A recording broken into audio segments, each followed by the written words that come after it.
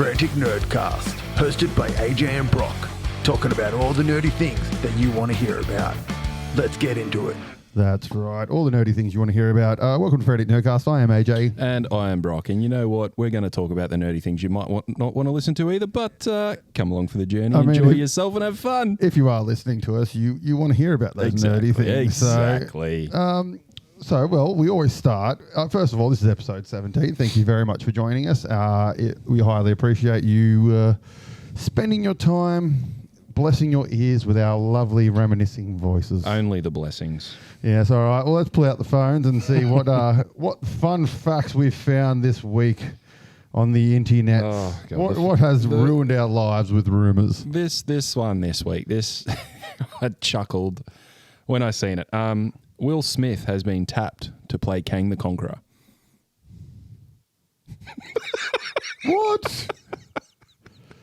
No. Yeah, that was my response. No. I had a chuckle. Look, for all intents and purposes, Will Smith is great. Like, he's great at what he does. He's a good actor, but no, fuck off. Not at all. Do not ruin my MCU. Exactly. I can't even remember what I read out last week. What I haven't read out last week. I should have deleted some of them. Oh, it all blends, doesn't it? It does. I think I said this last week. The RX-78 Gundam in Japan's been pulled down. Yep, you did say that. I did say that. Yep. Okay. That one was last week. Well, seeing as you're still having a look. Yeah, you go. Mr. Dan Stevens, he wants to reprise his X-Men universe role for the MCU's reboot. Now, Dan Stevens, he was in the TV series Legion as the lead. Oh, yeah, I think I've got that, yeah. So that was a fucking top show. That was a great show. I think they did 3 seasons all up. I think it was 3. 2 or 3, yeah. It was because I watched the first one. Absolutely. It had Audrey Plaza in it, didn't it? Audrey Plaza. I'd have to check. I'd have to check. I'm not sure. It was the chick from The Office? No, not Office. Parks and Recreation? Maybe. I can't remember. Yeah. I'm pretty sure it was Audrey. Either way, brilliant show. Season 1, absolutely love Season 1. Season 2, I found a little bit harder. It was very sporadic, I'll say. I don't know if I actually watched Season 2. I know I watched Season 1. Season 2 is all about Shadow King. Yeah, no, I didn't watch Season 2. Give it a watch. I'm about halfway through the season because I discovered it on one of the streaming services. I didn't realize it was there before. Put it on. I'm like, oh, yeah, sweet. It's definitely harder to watch than Season 1. It's far more sporadic because of the nature of the Shadow King. Is it real? Is it not? Is it this, it, that? Yeah. It's kind of... I mean, that's Legion. Like, yeah. Because It's trippy as fuck. From memory, he's not Charles Xavier's son in it. I think it might be his grandson maybe or something like that, or I can't remember. Because I don't think they had the rights for Professor X, or they separated their TV world from their movie world or something like that. I think they alluded to a relationship of some kind, but it wasn't a son. Kind of how they alluded to Magneto being Quicksilver and Scarlet Witch's dad in Days of Future Past. Exactly. Yeah. Exactly. I've got BBC Sherlock may not be quite over yet. According to Deadline, co-creator Mark Gatiss intends to continue the series in a different form. Creatives are still committed to assembling the cast for a feature film follow-up to the series' conclusion. We'd like to make a film, but trying to get everyone together is very difficult, which is fair enough because they're all ridiculously famous now. Exactly. Especially Cumberbatch Cucumber. Yeah. And like Martin Freeman. I'd love to see that. And even the guy that played Moriarty, he's he's like getting some big roles now too as well. He's some big-ish roles. He's definitely more prominent than what he was at the time. So good in Moriarty. He was brilliant. That was the best depiction of Moriarty by far. Well, to be fair, it's probably one of the best depictions of all of them. Yeah, this is true. It was, and for those of you who don't know, Sherlock, watch it. It's amazing British TV. It's like each season's 3 episodes. I think there's 3 seasons from memory. And there's more than 3 episodes, isn't there? 3 movie-length episodes a season. Yeah, okay. That's it. I thought that was it's created by Stephen Moffat and whatever that guy's name I just said was, Mark Gatiss. And Stephen Moffat, if you know and people don't know, he was the head writer on Doctor Who for Matt Smith's run. Nice. So he's pretty good. He's got his head on, and Mark Gatiss is also an actor. He was in Dracula, which him and Stephen Moffat co-wrote on Netflix, that 3-part Dracula one. And he was also recently in an episode of 3 Body Below. Oh, yeah. As well, the one where they're in China and I haven't watched computer. that yet. I haven't watched that yet. I better get a mindset. I've watched halfway through and it got me at the start and then just lost me halfway through. Okay. When I actually found out what the show was about. Yeah, right. And I was just like... Yeah, fair enough. Yeah, you lost me. You've lost all that intrigue and build you had. So I've kind of given up on it, in all honesty. I'm still going to jump back into it at some point in time. I probably will finish it. Yet. But they got... Because it's 3 books, I think, from memory. They're Chinese. They're from China, the books. And I think there's 3 books from memory. It was a trilogy. But yeah, we'll see. Once again, we don't get sidetracked at all. No. Your turn. This is more of a we already kind of knew, but Netflix cancels The Witcher. Oh, yeah, season 5. Yeah. After season 5. We get one season of Hemsworth. And then is it... No, two seasons of Hemsworth. I don't, in fairness, there's only 5 books. Yeah, it was kind of one of those things where I seen it and there was like all this stuff about it. I'm like, well, fucking duh. Like, of course it's going to like be finished and over. Like, I'm amazed they've announced 2 more seasons, to be honest. Well, I mean, there's 5 books. So they'll pretty much cover all the books stuff, I reckon. The first season wasn't really one of the books. It kind of touched a little bit on the first book, but the first season was more, there's another book which is all short stories. And essentially that's what the first season was. And in all honesty, that's the best book, in my opinion. I've read all the books. That's the best book. Right. And that was the best season. Yes. It was because of those beautiful short stories. So. Oh, look, I'll watch it. Oh, I haven't finished the last season yet. Really? No. I lost interest in it. It just wasn't good. I'm not surprised it lost interest because you're right. It wasn't as good as the first 2 seasons. You're not going to beat the first season. Yeah. And you could see that Cavill wasn't into it. Yeah. You could just see it. And they gave him a shit ending too. So yeah. What do we got? Prepare to be mesmerized once again as the original cast reunites for a thrilling magic Now You Can See Me 3. Yeah, original cast. I mean, there's only one actor that was in the second one. Yeah. But hopefully they have the chick from the second one because she was good. I really liked the second movie. Yeah, the second movie was although good. you watch the magic tricks and you're like, there's no way you could pull that off. Yeah, 100%. I don't care how much money you've got. There's no way you could pull that off. It's cinema. Yeah, I'm cool it's a with movie because they're good movies. Daniel Radcliffe was great in the second one. Yep. So yeah, I hope they get all of them back. And Isla Fisher back, and then the other chick. No, I'd love to see that. That was really good. But yeah, they were good, and I like where the story went in the first one, in the first 2 as well, with the whole. Because it was kind of a continuation, wasn't it? It was like he's a relative or a distant relative from the first one or something, wasn't it? It was the exact. It was like it was a continuation on, and you had Woody Harrelson playing twins in the second one, which was fantastic. That's right. And then it was all about they were now in the Illuminati or whatever the fuck it was called, the Magic Eye. Yep. And this one was more focused around Mark Ruffalo's dad.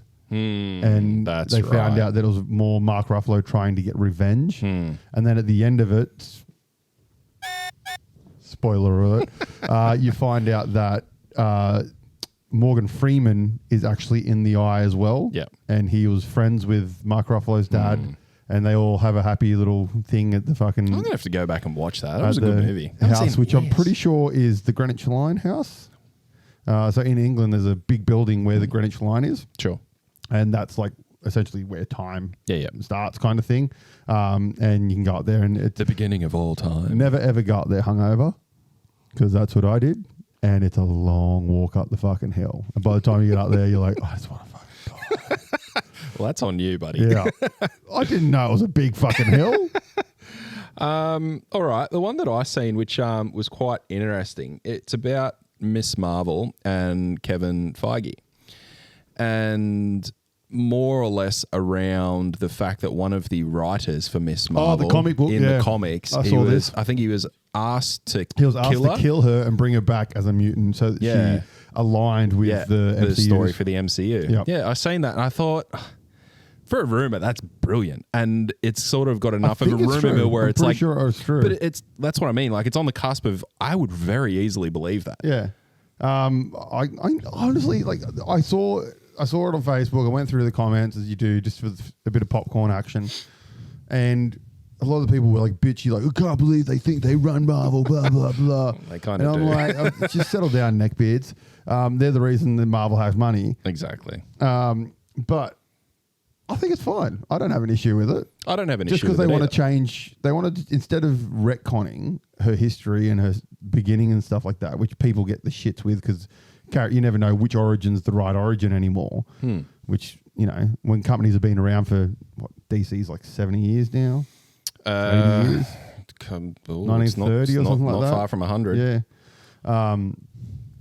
Characters going to have multiple origins, and that's how we've ended up with fucking multiverses and all this shit. Exactly. So it's just an easier version. Instead of retconning her, it's just easy to go, okay, she's dead. Oh, she's back. She's a mutant now. Yep. There you go. Same origin. She's just a mutant now. I've got no issues with that. No, neither. So this one's from Screen Rant, the most reliable source on earth. The X-Men 97 directors revealed dream follow-up. They have a dream that they have a movie with a budget and time to make it a full feature and to kind of do a Spider-Verse and the recent animated Turtles movies did. I think myself and the entire team would love to keep doing this. 7 seasons and a movie, he joked. Blah, blah, blah. So they'd like to try and make a movie and a bit more like Spider-Verse-y, Ninja Turtles style. Like So more or less... Not animation style, I think just a more adulty orientated live action movie. So not the animation. Okay. Yeah, no, look, I'm for it. Yeah, I don't know. Because I don't want it to be a finishing point, though. I think X-Men, the animated series, works because it's short form. It's this quick little boom. It's like a comic book. Yeah, I get like you've got a single issue, bam. Like the overarching arc's there, but you've got that little punch of your favorite characters, and you're done. I feel the only way that I think it would work is if it was, as you said, 7 seasons in a movie, and it was like a finisher. It was like an exclamation mark. Kind of like, okay, so if they were going to do the season and finish it off the season, they'd probably do a 3 or 4-parter. Yeah. So, they do that, yeah. So, I mean, do the movie. Yeah, essentially, yeah. A 4-parter is a movie, really. Yeah, exactly. So, I get it. And I think with the movie, they just have a bit more of a budget almost for it. So, that'd work. I don't see a problem with it. No, I think it would be pretty cool. What have your turn? One that I had was the rumored cast of Gareth Edwards' next Jurassic World.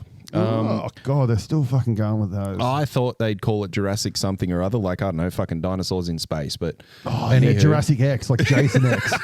The dinosaurs are frozen and then they're unthawed on a spaceship, and we have a T-Rex on a giant fucking like Battlestar Brilliant. A spaceship. Brilliant. Let's do it. Yes. Copyrighted. It's not yours. Dev Patel, Jonathan Bailey, Scarlett Johansson, and Coleman Domingo. I'm not angry with that cast. Neither am I. I mean, not at all. So essentially, it's like they're going to start a new trilogy. Yeah, new trilogy. They'll keep them going until they stop making money. That's a pretty expensive cast, though. It is. But I mean, hey, like it starts with a rumor. If it gets traction, sweet. If it doesn't, I mean, the Jurassic Park movies, brilliant. I mean, the Jurassic World movies were Jurassic Park modern telling with more a better technology, basically. Not great movies, but they're okay. I mean, the first one and the third one I liked. The second one was a bit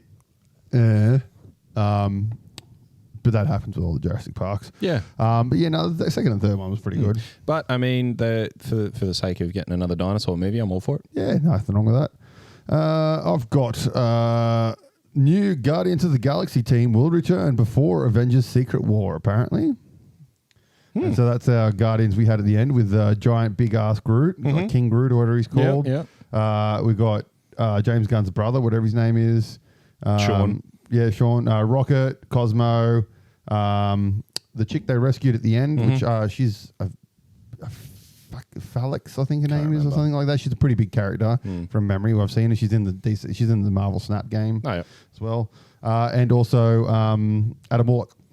Cool. So it's the team that essentially you saw at the end Yeah, right of at the end. That's the. I felt that like when they finished that movie off, the way that they did it was like, here's something that we're going to do. It's just a matter of when. Yeah.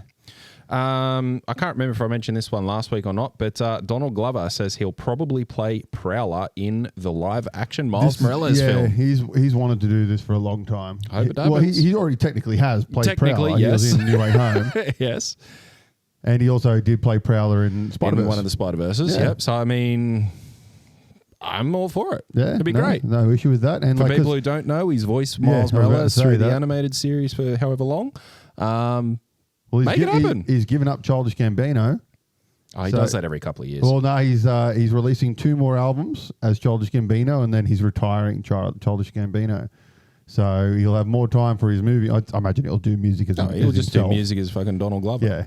And they're filming the Community movie now. Okay. I think, I hadn't seen that. or it's in production in some form.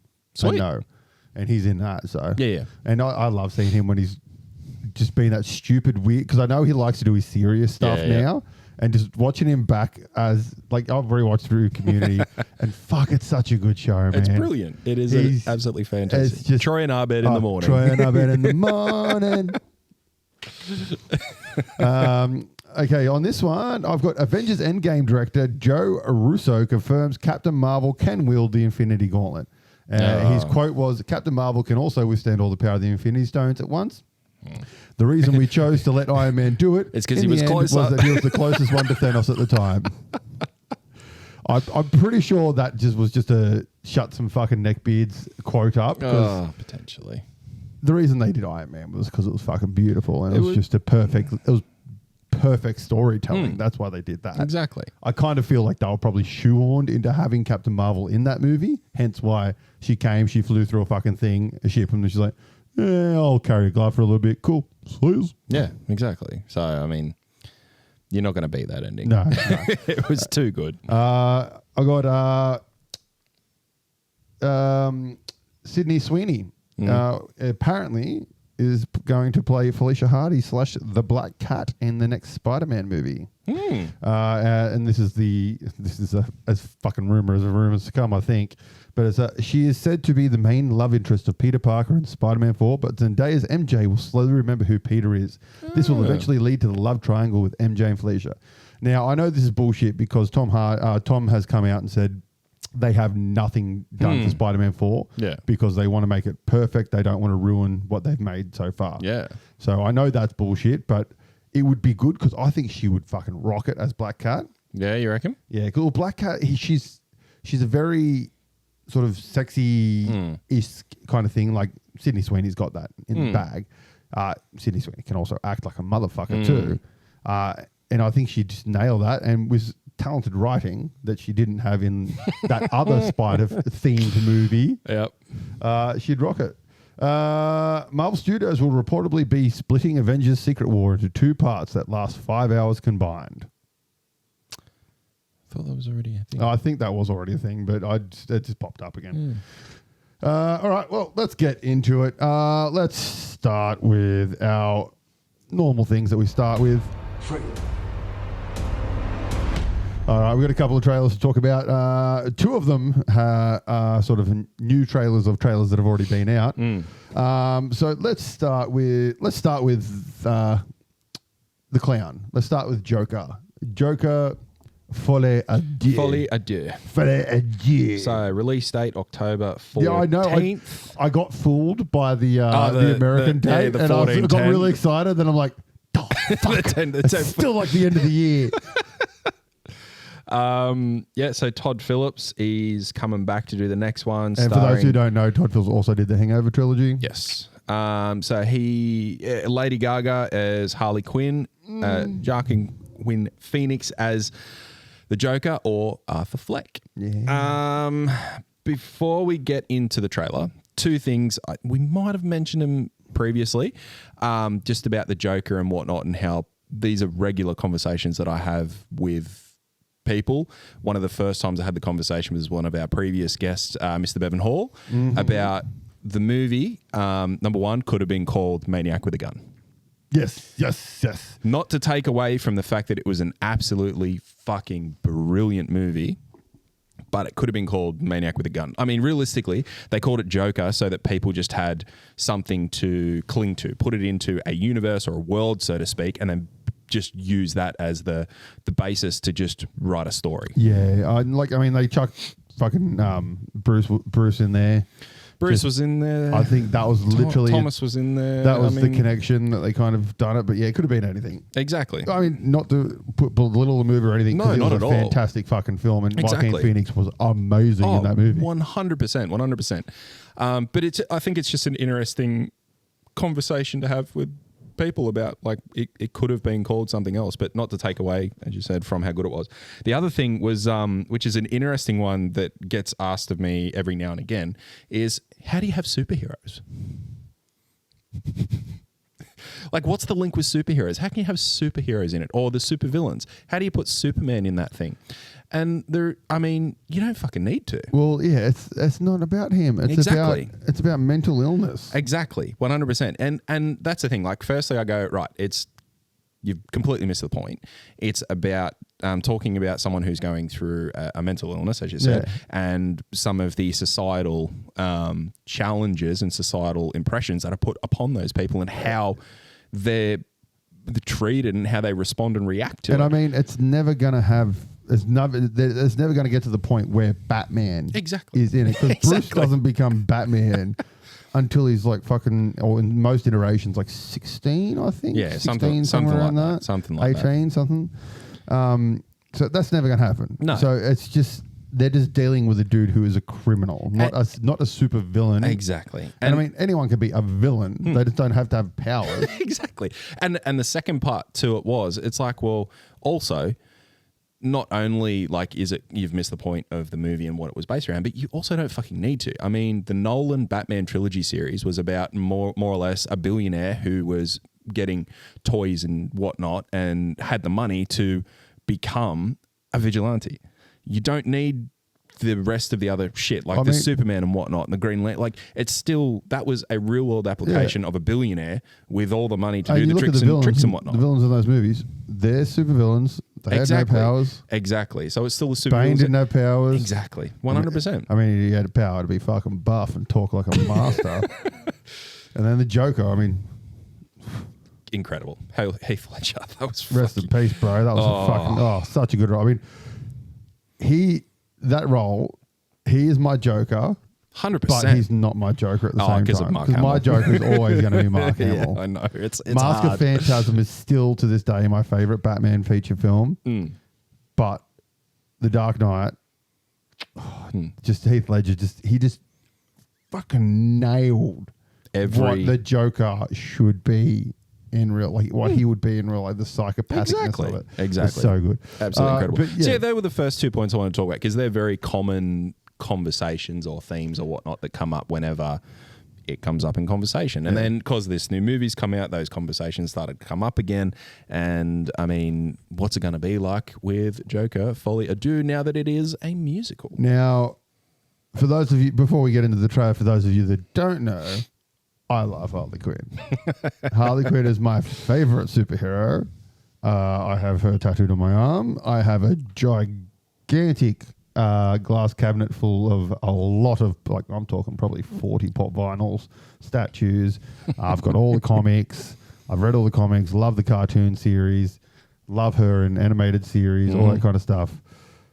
I love Gaga. I just don't know. You don't know? I don't know. Yep. Like, I'm very, like, onto the trailer. I'm very interested because from the looks of the trailer, they've changed her backstory. I've got, keep going, but I've got a theory, which is just a left field theory, because you know that I like to go down fucking rabbit holes. Yeah. Well, so in the trailer, it appears that she is one of the patients. She's already Harley Quinn. She's not Harleen Quinzel. I feel like it's going to be, she's a self-admitted patient at the institute. Whereas, for those of you that don't know, in the comics, she's Harleen Quinzel. She is a psychiatrist, and she becomes the Joker psychiatrist. And through their meetings, she falls in love with him. It is a disgusting relationship where the Joker is pretty much a prick to her all the time, abusive. Prick is putting it lightly. It's not a healthy relationship in the slightest bit. It is a disgusting relationship that should never be glorified, and it's very much shown like that in the comics.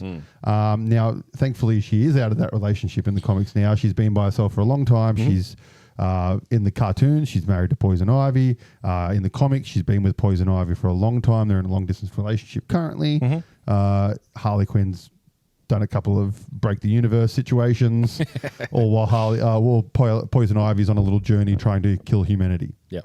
But yeah, so in the trailer, it kind of appears that she's a patient, and it gives me the vibe of they're going to be on par with each other. They're not going in that abusive relationship style. It's more going to be a partnership kind of thing. Yeah. No, what's your theory? So my theory after I watched the trailer 2 or 3 times, I had the thought that what if they're taking the approach which was similar to Shutter Island? Yeah. So it's like she's a psychiatrist, but she's implanted herself. Yeah. So she's put herself into the situation or the scenario because Arthur Fleck is like he is that figurehead of what is wrong with the city at the moment because of because he's been portrayed like that because of what happened at the end of the previous one. Like he killed the guy on TV because of everything that happened to him, more or less. He highlighted that he is struggling with his mental health, and this is how he unfortunately came out with it. You've got all the rights and whatnot through the street. So he is this massive figurehead of mental health and whatnot that it's like, right, let's try and get through to him. So I'm making an assumption that it's been a period of time. No one's been able to get through to him. So let's take a different approach. So she is a psychiatrist, and she's actually. I do feel where you're coming from. So I had that theory and thought. So she is still Harleen Quinzel. She still goes in as Harleen Quinzel. They start to build a relationship from there through this musical school theatre, whatever the fuck it is in the show. Well, no, see, I've got a theory on that as well. Yeah. I reckon it's going to go down the sucker punch style where the music is like a in their heads universe thing. I actually had that as well. And I think that it's honestly a combination of the two. Yeah. So I still think that it's Harleen, not Harley Quinn, until later in the show. And I think that... Well, she's definitely Harley Quinn towards the end, because I'm guessing it's going to be towards the end where she's in the court walking up and she's got the makeup and stuff on. The other thing with me is that it could be that element of still being in, his head is unfortunately just warped and twisted, that it might not be real. Yeah, well, I mean, that was the first movie, essentially. Yeah, so I've got a few different thoughts about how it might end up in that sort of scenario. But I mean, some of the scenes, the Hotel Arkham where they're dancing and whatnot, I mean, that's obviously not real. Some scenes look very much like La La Land kind of style. Exactly. I mean, there's the completely black scene where he's got the spotlight on him, just sitting there with a cigarette. You're just kind of like, well, that doesn't seem like it's real.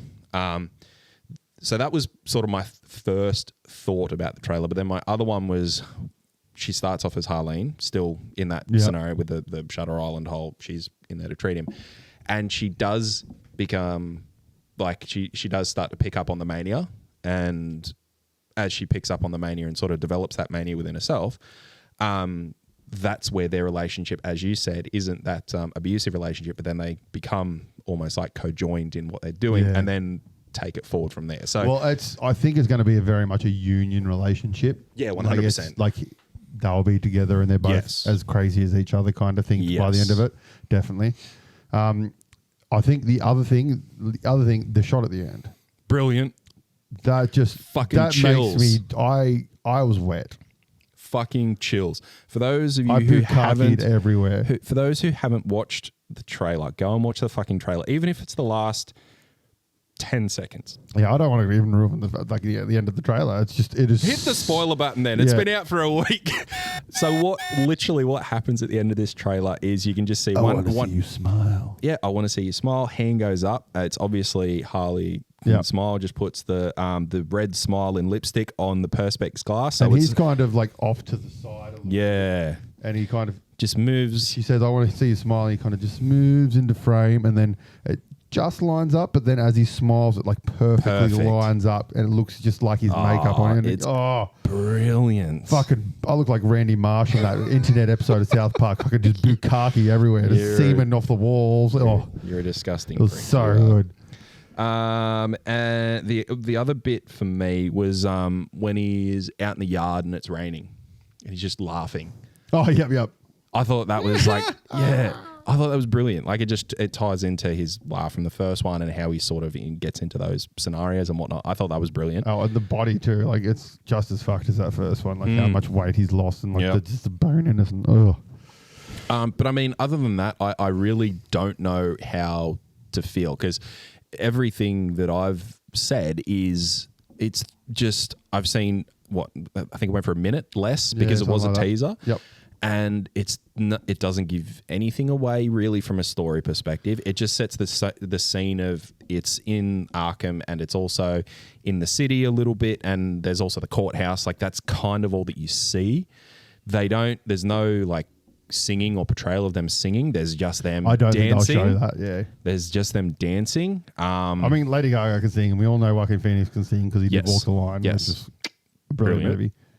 So I still don't know how to feel about it as a whole, but I think that I'm definitely still pretty keen to see this movie. I don't want to see another trailer in all honesty. Neither do I. I know that I will. There's going to be another like fucking 3.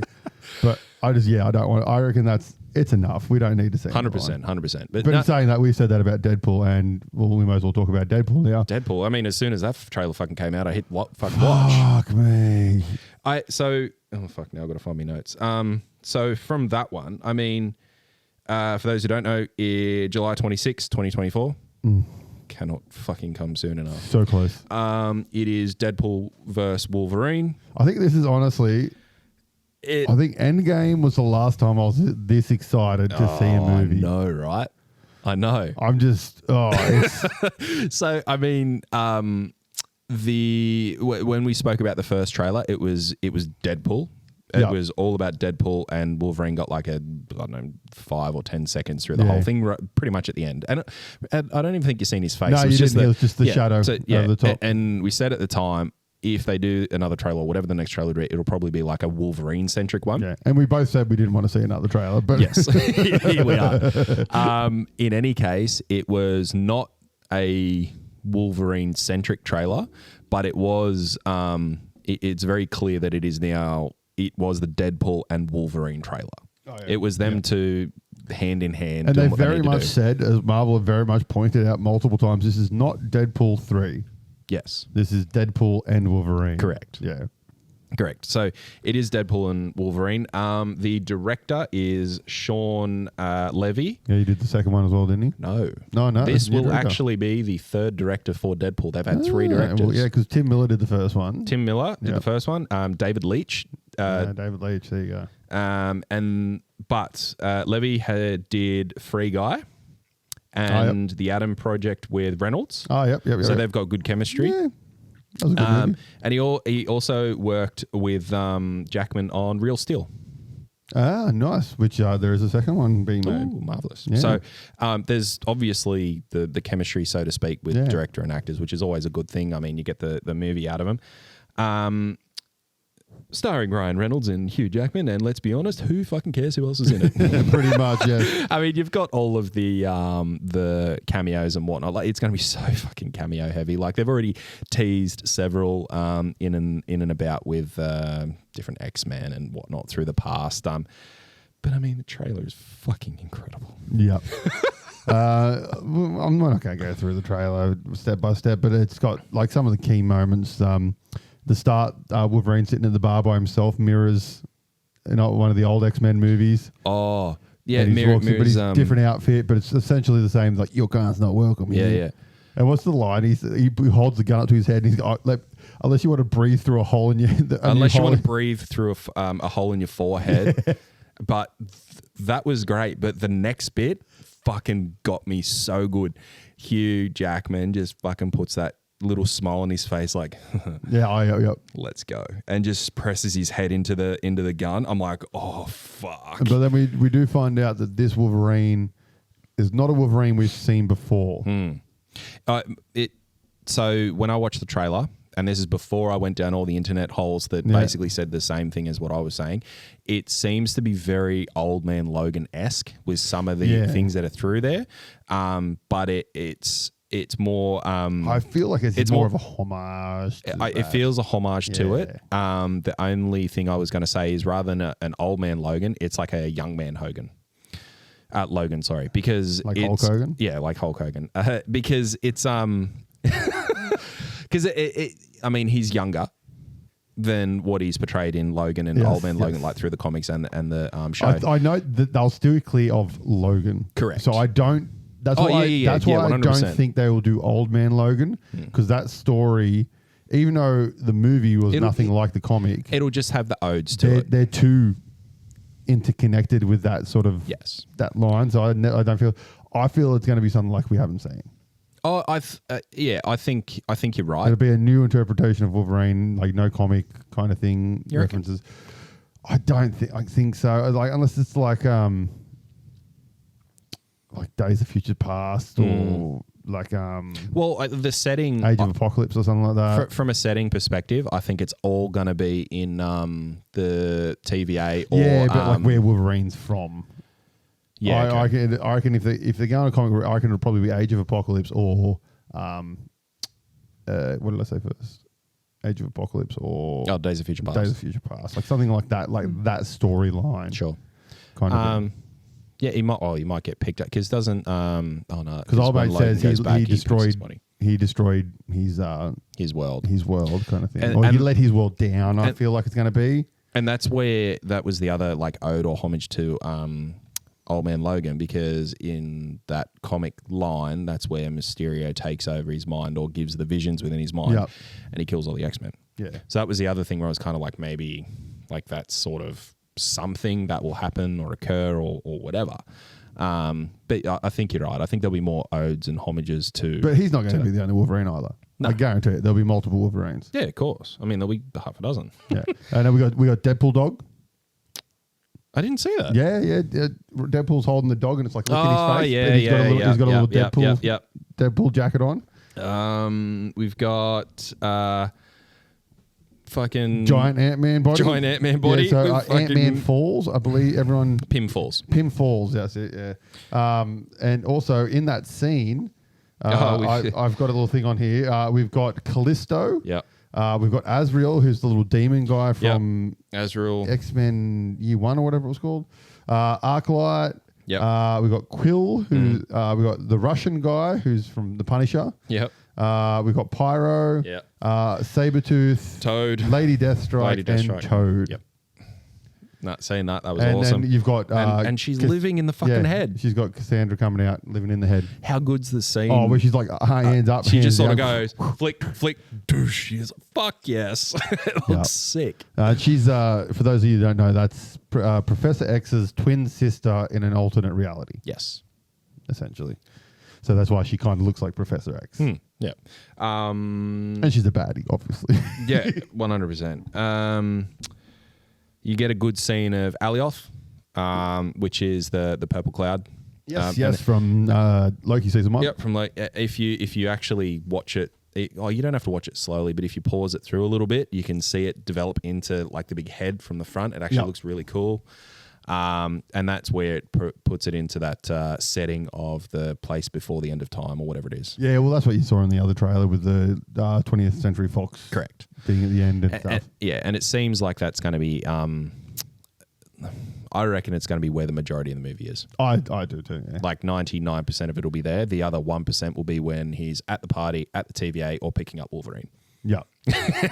There'll be like a little part of the movie where he's got to go do a collection kind of thing, like a recruitment part kind of thing, and that's where we'll get like the multiple Wolverines or something like that. I think that collection or multiple perspective, I think that's going to go for like seconds. Yeah. Because I think it'll be just like, no, that's it. Until he finds the right Wolverine that'll help him. And then he'll walk into the bar and that'll sort of set the scene there. Because I think he did that when he was recruiting and I reckon X-Force they'll all be different actors who have at one point been rumoured to play Wolverine. Yeah.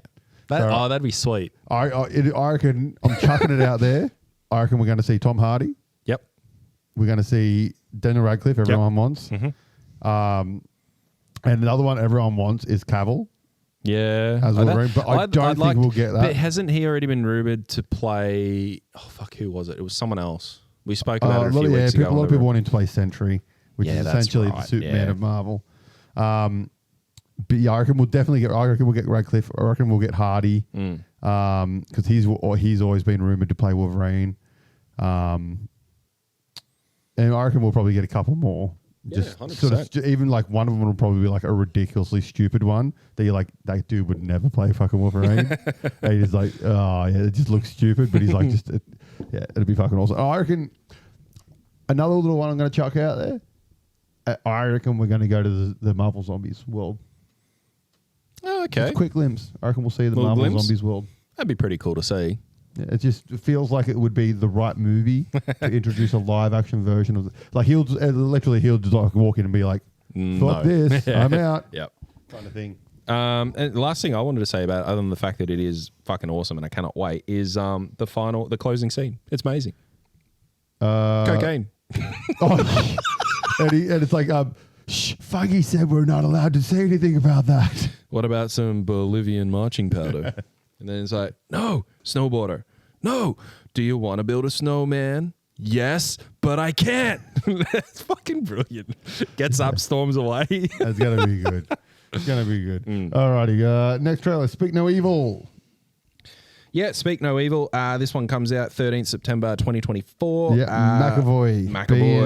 McAvoy is so good as a baddie. He's really fucking good as a baddie. Like, he's just a great actor all around. But look, this one's directed by James Watkins. He did The Woman in Black. It was a meh movie. It was okay. It had Radcliffe in it from memory. He did an episode of Black Mirror, the TV show. Yep. Which one? Do you know? I didn't write it down, but one of them, yes. But to be honest, I haven't watched one that I didn't like. Obviously, there's some that are better than others, but in any case, Bastille Day, and he did The Descent 2. Yeah. So they were some to throw out there. So that in itself, okay, sure. It's also a remake.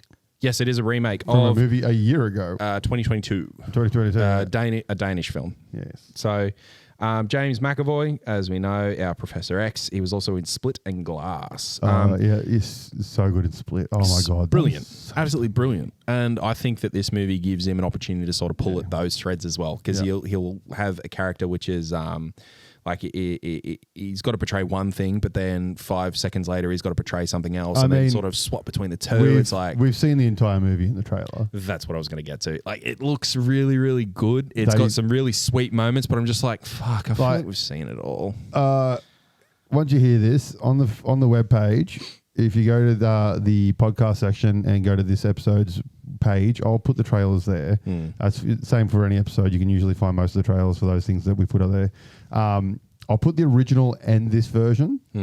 Watch the original's trailer and then watch the remake's trailer. Oh, really? And you'll be like, okay, yeah, I've just seen the whole movie. Yeah, okay. That's a shame. Because the original one, you watch the trailer and you're like, oh, wow. And in fairness, I watched the remake trailer first and then the original trailer. And I was like, that trailer was so much better. You should have just made that trailer shot for shot. Wow. One of the major differences that I found of the American one, which was seemed better, was the part in the trailer where he's like, she cuts herself, and he goes, and the husband goes, "Oh, lucky you're a doctor. We've got a doctor in the house." And he's like, "I'm not a doctor." Like, he forgot that he said he was a doctor. Yep. But then the little joke after, it's like, of course I'm a doctor. Of course, yeah, gotcha. Yeah. In the Danish one, in the trailer, that is like, oh no, I lied about that. Oh, really? Yeah. It's just flat out, they just go, oh no, I lied about that. See, I would think it would have been better to just stop.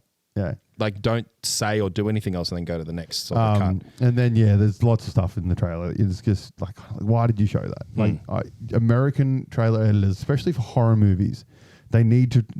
Calm down. Yeah, like, and Do fucking teasers and just be done. I read the comments and stuff, and the whole heap of people who said they've seen the original, and they're like, you have literally shown all the key plot points and that's that what are meant to be surprises in the trailer. And that's what it seemed like. Like, I didn't go down any rabbit holes for this one, surprisingly. And like, as you watch the trailer, that's unfortunately what you felt and what it seemed like. It seemed just fucking done. Minute and a half. And in fairness, I'm still going to watch it. Yeah, me too. Because I love McAvoy, especially when he plays a bad role like Split, and then what's the one where he's the cop, but he's got the mental disorder, Fat Pig or something. Pig, I think it might be called Pig. It's like he's a cop, but he's got like Nicolas Cage. No, he's got like a mental disorder, but he cross dresses so that people can belt him up, and then he belts people up and stuff. And No, I it's haven't really seen good that. movie. I can't remember. I'm pretty sure it's called Filthy. It's called Filthy. Okay. Because it's got the Sisters song Filthy. Yeah, right. No, I haven't seen that. I watched that, and I know what happens because I read the bio of what happens in the movie, so Well, I know how the movie ends. You just watch the fucking trailer and you know how it goes. It sounds really interesting, and I'm actually interested to see how the Americans treat it, because like Americans tend to ruin things. Yep. With their movies, their remakes, like Skins, horrible. In-Betweeners, horrible. Kath and Kim, fucking horrible. What else we got? Shutter, The Ring. Any J horror film they've ruined. I enjoyed the Ring movies. Yeah, but have you watched Ringu? No, I haven't actually. Oh, so much better. I'm also not surprised. And then like Shutter is a fantastic film, and that's not American. That's Taiwanese. Yeah. And I watched the American one's shit. I watched a good thing of it was on Good Bad Flicks, and it was like 5 horror movies that you should watch the original, not the remake. And they were talking about Shutter, and he said Shutter is for the American Shutter is like the producers looked at it and went, oh, that's an Asian film, it must be from Japan, so we'll give it to a Japanese director and we'll set it in Japan. And it's like they didn't understand that the original was not a Japanese movie. Wow. But yeah, I love Joshua Jackson. Fringe is one of my favorite TV series of all time. Sure. And he's a fucking mighty duck. So, he'll always have a place to buy. He's Charlie. Of course. He's Charlie, bro. And it just couldn't pull it off. But this one, it seems interesting. I will watch it, but I won't go to the movies. I'll watch it when it comes out. It'll come out. If you want to watch the original is on Apple, Google, and Prime, available for rent. Sweet. So you can watch it if you want. It's half English, half Dutch. Okay. From everything I read, so that when the couples are together, it's English because one couple are from Netherlands and one couple are from Dutchland. Dutchland? What's the country called? Deutschland. And so when they're together, they speak English, but then when they're apart, they speak their native languages. They speak Deutschlandish. Oh, my God. All right, on to T1, Transformers 1. I was very surprised by this because I knew it was coming. It looks sick. I knew Transformers 1 was a thing. I knew Hemsworth was playing Optimus Prime, blah, blah, blah, blah. I didn't expect it to be like an animated comedy, which I don't think it all will be. I think that's just what they've put in the trailer. Oh, look, it's something to get it people kind of in looks the like doors. a buddy comedy. Yeah, look, it looks fun. It looks like it's going to have that mix. It's more prominent with the comedy factor for the trailer. This one comes out 20th September 2024, directed by Josh Cooley. He also did Toy Story 4. However, generally, it's been a part of a whole bunch of other things, but never directed anything really big. Yep. We got Chris Hemsworth. We all know this brilliant Aussie. Which it does not sound like Chris Hemsworth. It does. You can hear it. Yeah, I could hear it straight away. No, I couldn't. Yeah. clean your ears out. Maybe I'm losing my Australian. Brian Tyree Henry. Now he is Bernie from Godzilla, which is brilliant. He also voices Jefferson Morales in the Spider-Verse movies, which I thought was awesome. Oh, really? Yeah. So he does that. He does the dad. Yeah. I went back and had a listen. I'm like, oh fuck, he does too. Wow. yeah. I've only just put that together. Yeah, that was awesome. He was also Joker in something. I can't remember what. And yeah, he was. Sorry, no, he wasn't Joker. He was in the Joker movie as Carl in the movie. I think Carl was one of the guys who got killed, or one of the guys who get killed, or maybe he was one of the other clowns early on. But he was in that as well. There you go. We've also got Scarlett Johansson. We've got Keegan Michael Key, as in Key and Peele. Yep. Steve Buscemi, the crazy guy from all the Adam Sandler movies. Yeah, he's playing the baddie. He is. And Lawrence Fishburne, our Morpheus from The Matrix. Yes, playing what's fucking what's his name? Fucking Alpha Triumph. And John Hamm. Everyone knows John Hamm. Yes. For the trailer, I don't really know much about Transformers, from a lore perspective. I'm very interested to find out what route they're going to go with their storyline here, because there are multiple different versions. Like you had the English, the Pommy comics, you had the American comics, so you had the American IDW comics, and we've just lost our background. Grab the remote there for me. There we go. We'll get that background going again. So you've got the British comics, you've got the American comics. So and they were slightly different, and they've done retcons and stuff and combined parts of stories and stuff like that. But so there are slight different variations. Like Optimus has always been Orion Pax, but there were stories where Megatron was a pit fighter. And then there were stories where he was in the mines. There's one where Optimus he worked in a factory. He was a factory worker, and he gets injured by Decepticons that can fly, and they're the only ones that can fly. Yeah. Okay. And then he goes to Alpha Trion. Alpha Trion turns him into Optimus Prime. Right. Stuff like so. There are multiple different versions of it, but it's always Orion Pax becomes Optimus Prime. Megatron, they're friends, and. What is he? He's like D16 D16, or something like that. I think it is, yeah. So, I mean, I think this one is it has the appearance of setting up friendship as they were through their youth, and then something they don't really allude to it through the trailer because they don't need to. Well, because Megatron, generally in most of the iterations, Megatron kind of fights for the downtrodden, and he feels that Optimus doesn't. Yeah, okay. And they kind of split because of that, and then he kind of starts a rebel group which eventually become the Decepticons, and it eventually turns into a war. Yep. But I mean, from that being said, I mean, it looks awesome. It looks like a really good starting backstory, origin story. It looks great for him. I think B looks so good at it. It does. Yeah, it looks sick. And I mean, like from as you said, the comedic and comedy factor. Well, I think that's all going to come from B. Mostly, I think there'll be little bits. I think he'll trigger it, and then it'll be. But the responses will be some of like the punchlines and whatnot from others, and it looks sick. I mean, how they first get their powers, awesome, and then 2 seconds later they're trying to turn into cars, and then he's like, oh no, I need wheels, just nosedives into a boulder. He's like. Then the wheels come out. It's like, haha, yeah. I mean, that's sick. Like, it's so simple but effective, and I think this will be a great one, not only for the adults who love Transformers, like whether they grew up on it or grew up on the comics, or for me, like my introduction was the live action films. Well, not introduction, but that was where I became more engrossed in Transformers. And it'll be great for those people who've sort of grown up with that to bring their kids along for the journey too. Yeah, no, it's going to be good. And well, this one, the director's come out and said that this is a planned first in a trilogy. Sweet. Which will... Transformer 1, 2, 3. Which will link to the live actions. So this is a beginning, and it's going to link to the live actions, which is the Bumblebee movie, essentially. Yep. It will link into those, and they will have... He has said that... OG story series. Where was it?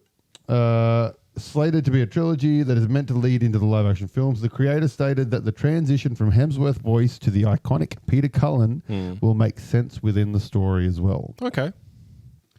So he gets hit in the throat? That's what I'm thinking.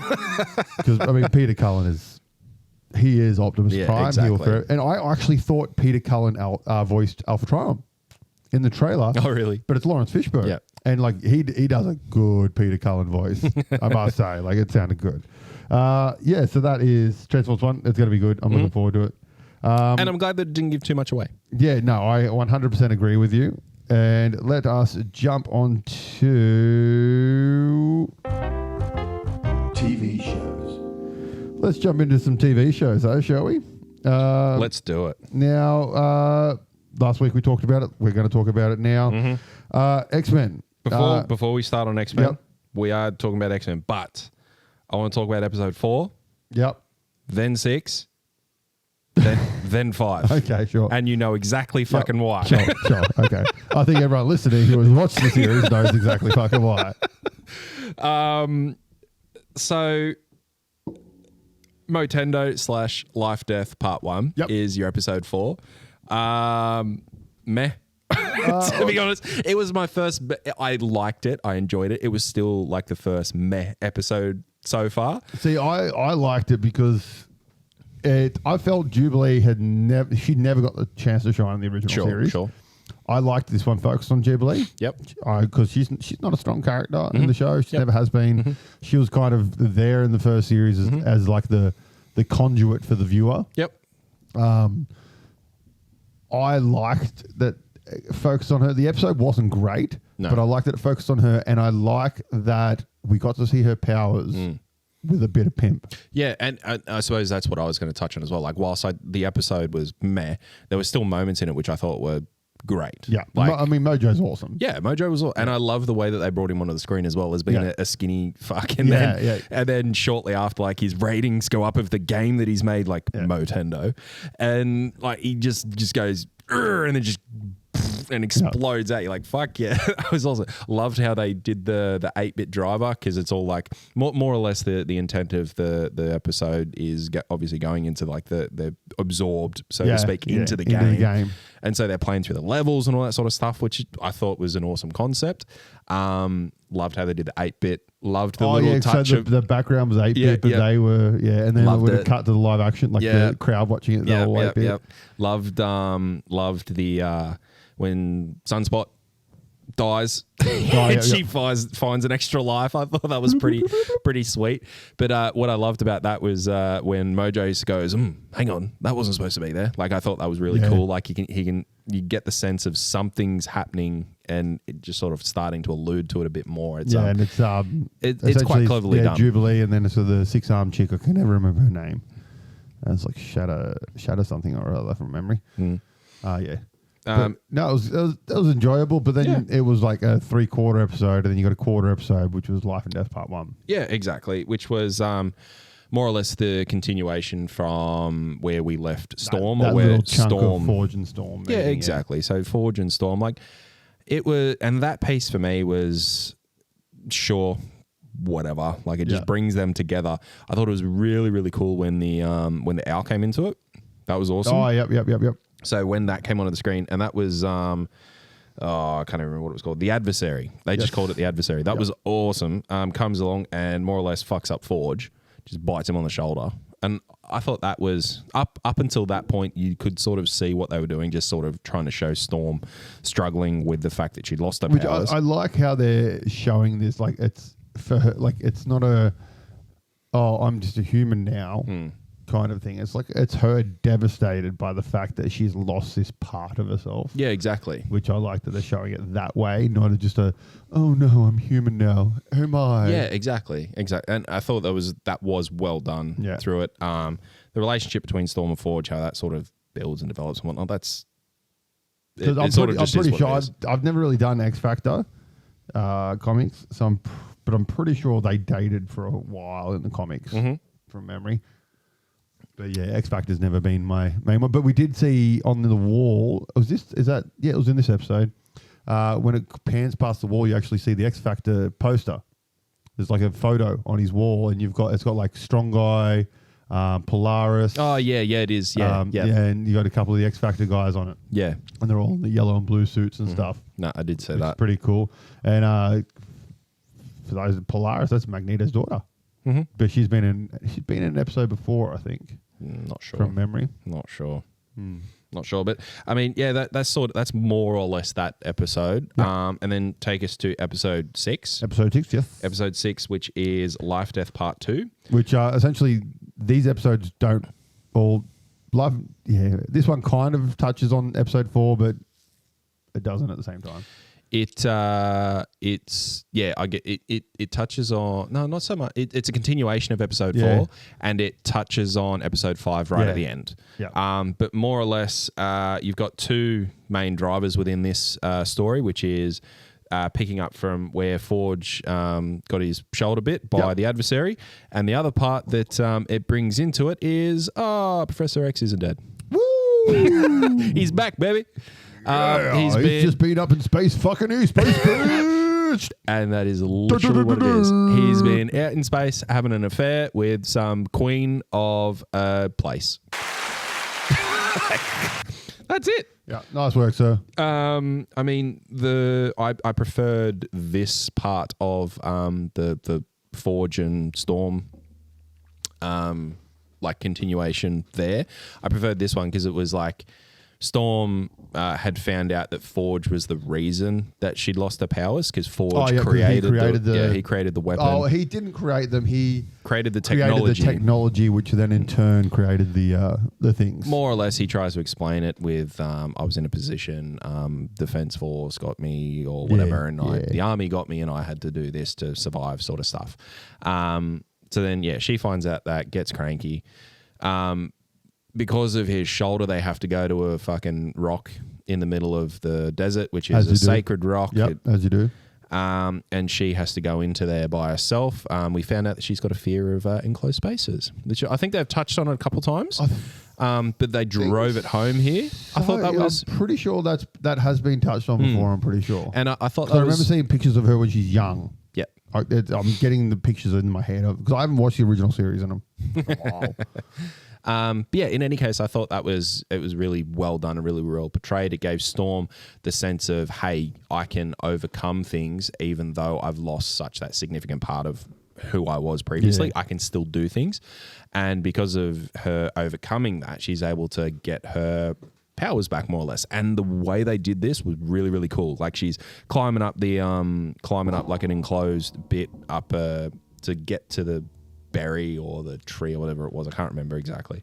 Or the stone. The tree of the berry. The tree of the berry stone. We are going to the tree of the berry to get my powers of weather control back. And the adversary's following her up this tunnel and she starts to panic and freak out, but then she sort of goes, no, like this is fucking, you can fuck off. Stop following me. Yeah. Stop following me, Thwan. Yeah, exactly.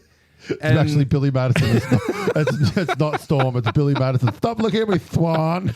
And then, like the gusts coming down through the tunnel, that was awesome. Like starts to get the windblown effect and all that sort of stuff. And then she gets her powers back, pops out, and all of a sudden she's got all her hair back and she's got a black getup. Yeah, she's got her other costume from the comics. Yep. Still comic accurate too. I think she's showing a little bit less stomach, but. Whatever. She's not going to argue with it. In any case, like I thought it was awesome. Yeah, that's pretty cool. Yeah. And then the other part of the episode? Yeah, the other part of the episode is your Professor Charles Xavier and him off and his alien people. Yeah, freshly banged. Exactly. Back to life. Yep, the motherfucker's alive. He's been off getting himself a girlfriend. Yeah, with the weird fucking arrowheads. Yep, exactly. He's just up there, and that's sort of he gets betrothed. The one cool thing I liked about this is how they brought in the Kree and Ronan. I thought that was pretty sweet. Oh yeah, Ronan the Accuser. Because it more or less starts with it's the Empress's sister. So the person who Charles is with, it's her sister, and she's off defeating people, predominantly the Kree by the sounds, and she more or less fucks up Ronan pretty quick. And then an announcement comes over and she says, oh, hey everybody, getting married. And then everything stops and they all end up back at the planet. And Charles is walking around in his little bio suit that they made him, which is pretty cool. Because he got banged that hard, his legs started working. Exactly. It's like the reverse of what happens normally.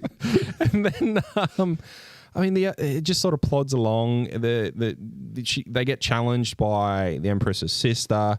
She's like, no, they can't do this because we can't link with our people and the Terrans being Earth. We can't do this because we don't want it to work, and that's just you trying to betray and yada, yada, yada. So Charles is told that he has to forget the entirety of his previous life.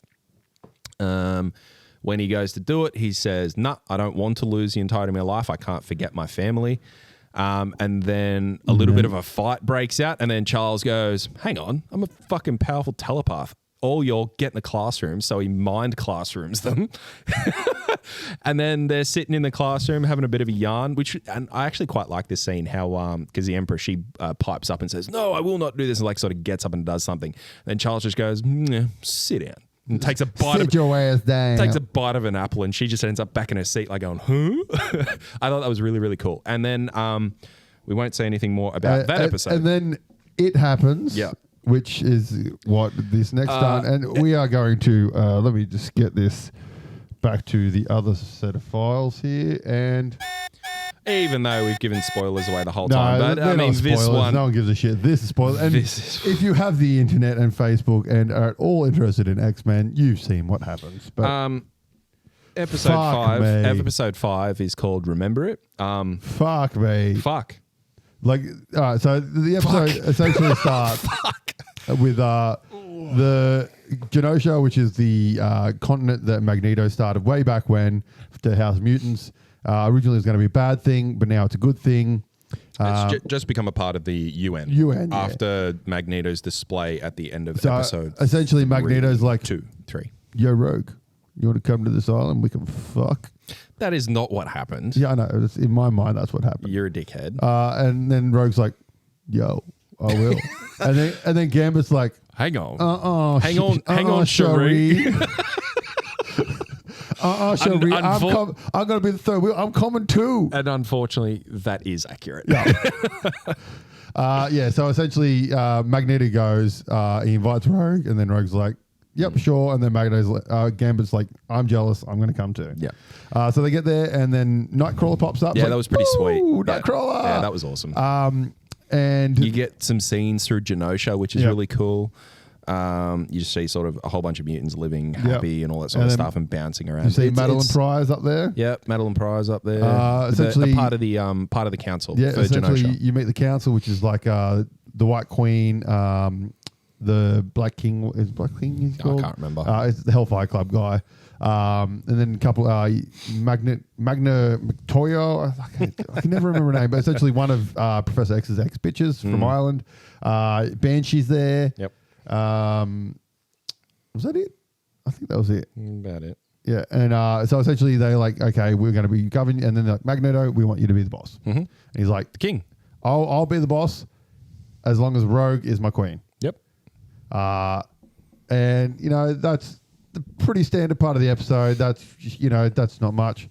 But then they goes into the chat with Rogue. It's funny because he has the chat to Rogue, and she doesn't exactly say yes, but she doesn't say no. And then it cuts to the next scene. I'm pretty sure it goes straight to the next scene where Rogue and Gambit are in the room talking to each other. I think so. Yeah, I can't remember. I thought this scene was brilliant. Yeah. Because more or less you've got Rogue and Gambit talking with each other, and she's explaining her history with Magneto. Yeah.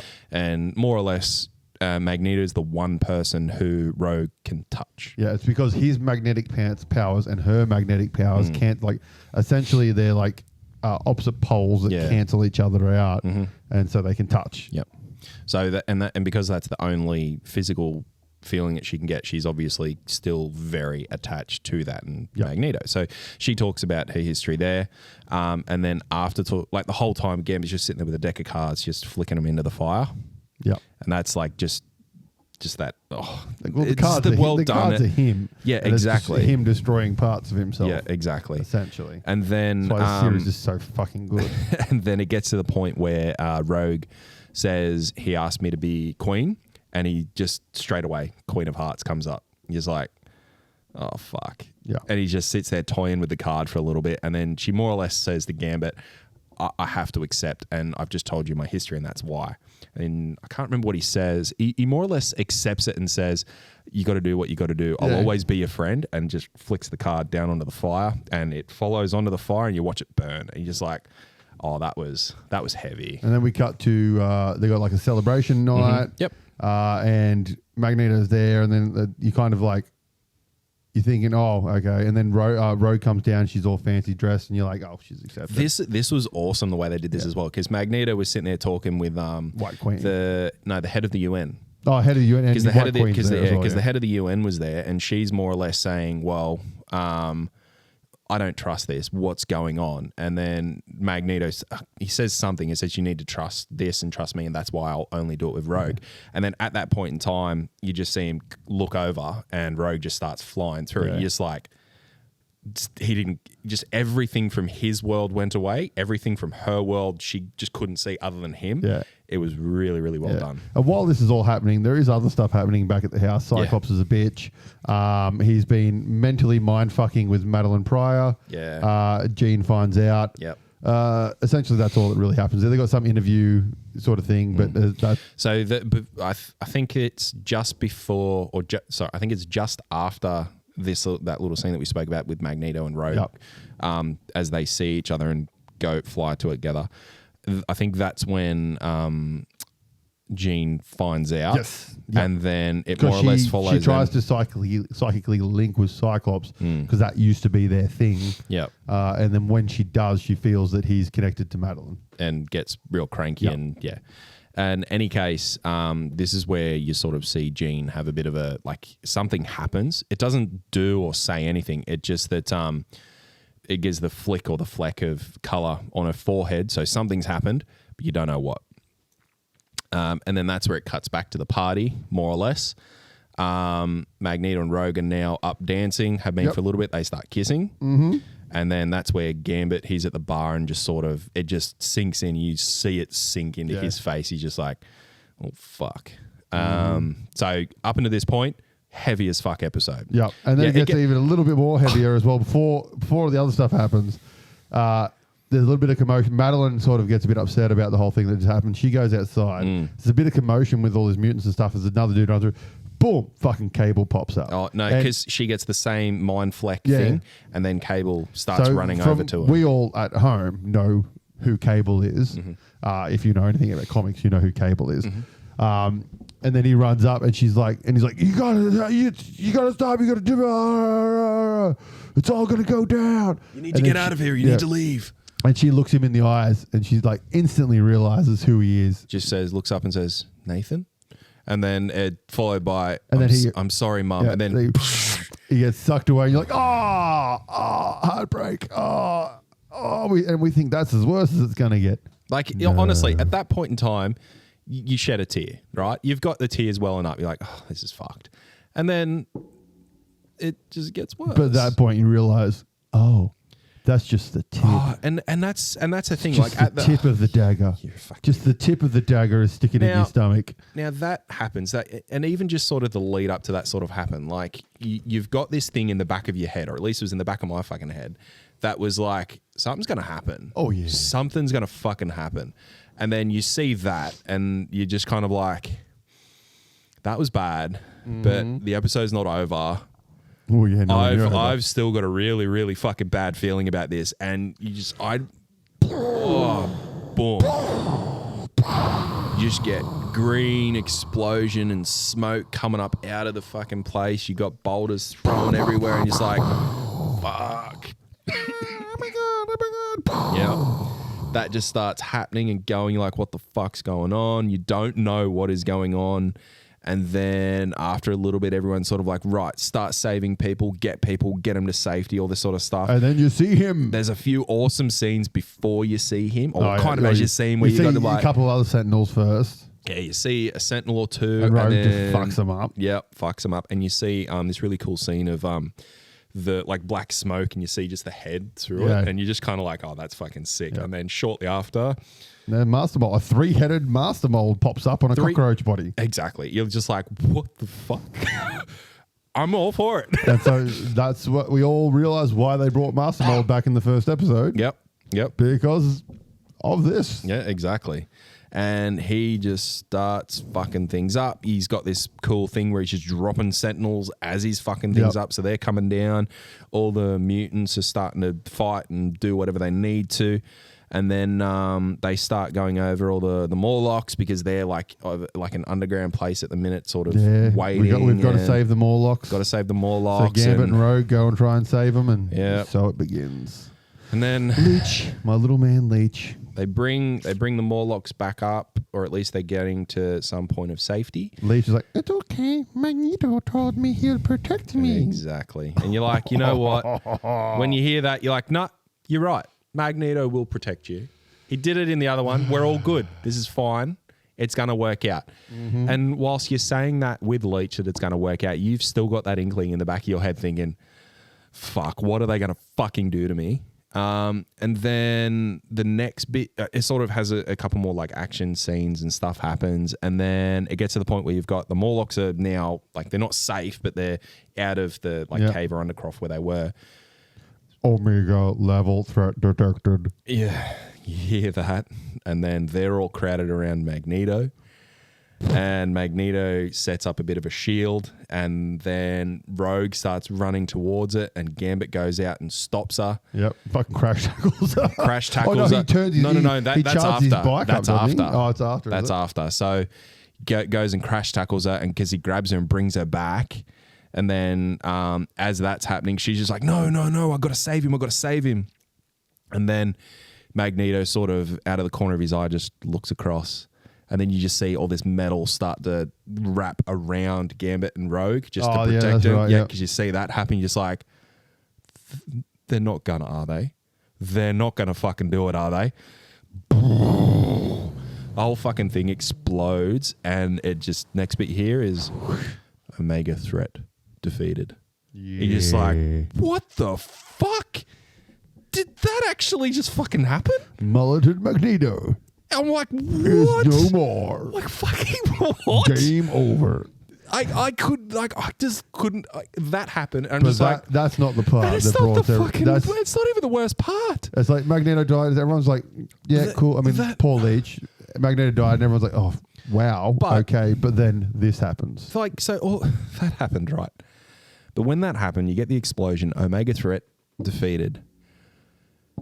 All sound stops. There is no more sound coming from your fucking TV. There is nothing. And then Rogue just gets up and starts running towards Master Mold.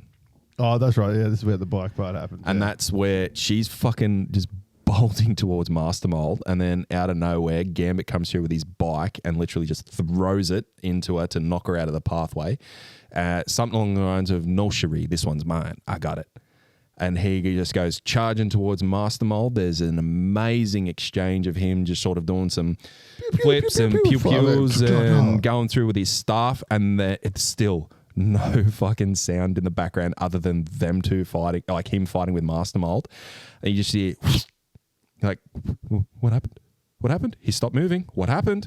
And it just sort of pans out a little bit. And he's got a big fucking spike from Master Mold straight into his side. And you see, what does he say? Something along the lines of, my time's up, but so's yours. Yeah, and you see it charge out of his body, out of his side. Rogue is over on the corner raging, still no fucking sound going, and then just gone. And then you get the saddest moment out of... I was, at this point in time, like, I cried like a fucking baby here. I actually fucking I didn't know... I did not expect any of this whatsoever. I'm looking at I was halfway, I told you the other day, I was halfway through lunch. I went to take a bite, and I could the sound stopped, and I sat there with the fucking burrito just going, no, this isn't, they're not going to do it. No, fuck. And then sandwich went down, Gambit fucking gets exploded. I start crying like a fucking baby. I'm like, what the fuck? And then Rogue says, I can't feel you. Oh, that happens. You're like, I just stopped. I just stopped, and then you do that. He's like, I can't feel you no more. Hold his dead body. I can't feel you no more. It just That's some good TV right there. and it ends. I just fuck. And then the other thing that was a beautiful episode, fantastic. The other thing we haven't mentioned, which was so well done, is the starts. I didn't realize until the episode 6 they change. So episode 6, Magneto and Gambit. I skip them. Magneto and Gambit aren't in the intro. Oh, I didn't. Nightcrawler's got a title card. Magneto and Gambit's title card gone. Oh. And then there's little snippets where it's completely new animation. So I think episode 6 has like future Forge, Wolverine, really? and Rogue or something like that, and a couple of shots. Yeah, nice. And it's all these little shots that are all new shots added into them. And yeah, the title cards are changed for the main characters. Wow. I didn't know. I didn't So yeah, know Magneto's title card gone. Oh yeah, I skip him. So And Gambit's title card gone, and Storms was gone for a while as well, and then Storms is back, I think, from memory, in episode 6. wow. Or something. But yeah, after Storm left in episode 2, whatever it was, Yeah. her title card was gone. Fuck. But one of the theories I've read is Magneto's not dead. Yeah, I got the feeling that he wasn't because you didn't see him die. Leech steals powers. So a lot of the theories I've read is that one of the Morlocks, their power is to absorb energy. Mm-hmm. So one of the theories I've read is she absorbed the energy of the blast, Right. and Leech stole Magneto or cancelled Magneto's powers, so that the Sentinel thought that Magneto was dead. Okay. I'm all for that because I just, when it happened, I was kind of like, well, Magneto's dead. But I find that if you don't see it, Yes, it's kind of like you're not. yeah. Like you see Gambit dead. Gambit's fucking. The episode ends with fucking Rogue holding Gambit in her arm, saying that she can't fucking hit. But I personally think Gambit will come back because we've seen Magic twice now in this series. Oh yeah, We have Madeline Pryor. sure. So I feel we're going to Limbo. Yeah, okay. And I reckon Gambit will be in Limbo and they'll pull Gambit out. Yeah, okay. That'd be pretty cool. I think that's where we're going, just because we've seen the two queens of Limbo. That is fair. We've seen Goblin Queen and we've seen Magic, who are both the queens of Limbo. And I reckon, and we've seen Magic in her demonic form, Yes. as well, from Nightcrawler. So I think we're going to Limbo. Okay. Oh, look, That's my theory. All for it. One thing I definitely feel, and I think this is really, really smart from the writers, is that they You mean the haven't. guy that got fired? Whatever. Look, Yeah, they axed him before the series even aired. Fucking stupid. It's the best thing Marvel's done in a long time. They're like, oh, we're just going to fire the head writer. anywho. Yeah. So I feel that, like you had the X-Men back in the 90s. Yep. And it was aimed to kids. Teenagers, but more so early teenagers. Yeah, exactly. So it was aimed at kids. I feel that they've aimed this one at the same people, just so many years later. 100% aimed at me and you. Oh, exactly. And I think that it was really, really cleverly done because it's still enough for you to watch it with your kids. I had my youngest 6-year-old. He was watching a couple episodes with me. He watched that episode. He didn't understand why I was fucking almost in tears. But he enjoyed the episode. Yeah, he liked it. Exactly. And that's what I mean. Things go boom. Yeah. And it gives that stepping point where you've got the now adults who were so enthralled in it back in the day and loved the show, purely because you were probably watching it in the same light that your son's watching it now. Yes. Just, pew, pew, pew, pew, and shit happening, and this is cool. But now you've got the emotional attachment as you get older and you realize what's going on. I think it's really, really well written and really, really smart the way that they've done that because it's people like you and me. We watch it. We've got the emotional attachments. We're crying like fucking babies.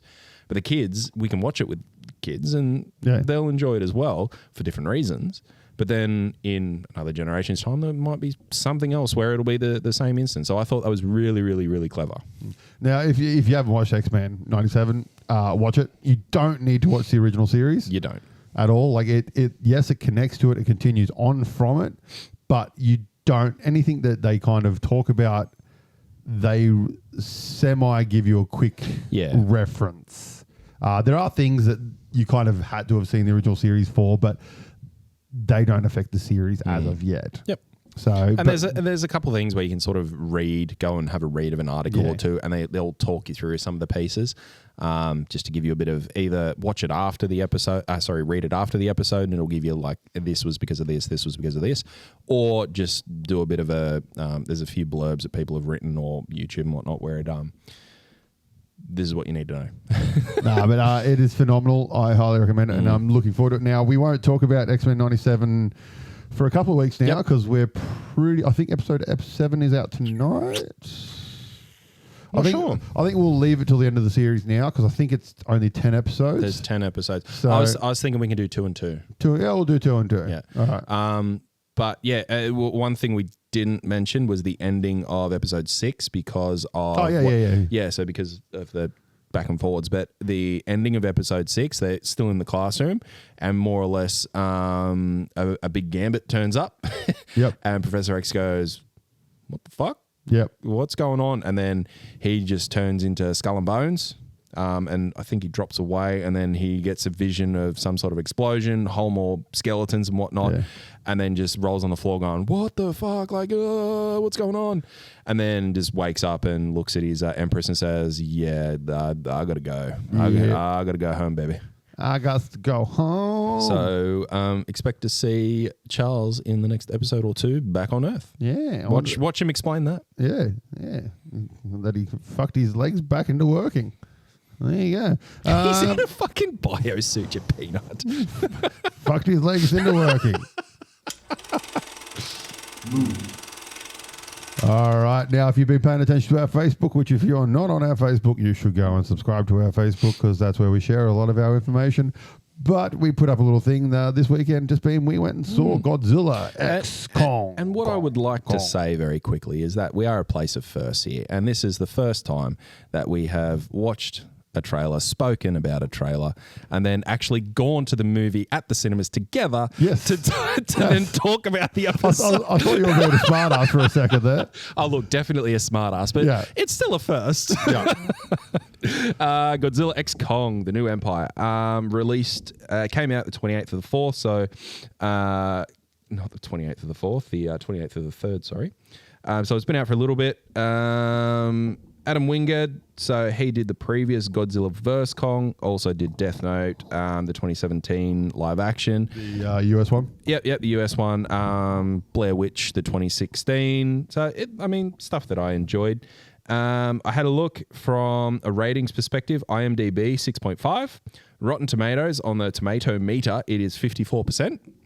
And if you go and have a look at the audience score... Yeah, that's the critic store.